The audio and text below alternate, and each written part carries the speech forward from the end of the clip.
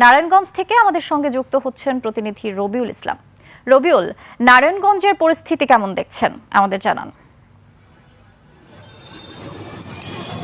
ধন্যবাদ আপনাকে। যেমনটি আপনি বলছিলেন, নারায়ণগঞ্জে কিন্তু গতকাল রাত থেকে কিন্তু নিষিদ্ধ ঘোষিত যে আওয়ামী লীগের সংগঠন রয়েছে তাদের পুলিশের বিশেষ অভিযানে কিন্তু 29 জনকে ইতিমধ্যে গ্রেপ্তার করেছেন এবং জেলা প্রশাসন থেকে গতকাল রাত থেকে কিন্তু এখন পর্যন্ত কঠোর অবস্থানে রয়েছে। নারায়ণগঞ্জের বিভিন্ন মহাসড়ক এবং পাড়া মহল্লাতে কিন্তু পুলিশ এবং র্যাব সহ বিজিবি তারা কঠোর অবস্থানে রয়েছেন এবং আমরা যতটুকু জানতে পেরেছি যে নারায়ণগঞ্জের টোটাল জেলা জুড়ে 26টি চেকপোস্ট রয়েছে।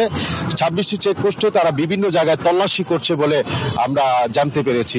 তাছাড়াও কিন্তু নারায়ণগঞ্জে প্রশাসনের পক্ষ থেকে কিন্তু তারা নাশকতার জন্য ইতিমধ্যেই 8 জনকে 2500 থেকে গ্রেপ্তার করেছেন আমরা জানতে পেরেছি বলে আমাদেরকে জানিয়েছেন জেলা প্রশাসন থেকে। তো নারায়ণগঞ্জের জেলা থেকে এই ছিল সর্বশেষ পরিস্থিতি। পরবর্তী সংবাদে আমরা আরো বিস্তারিত জানতে পারবো।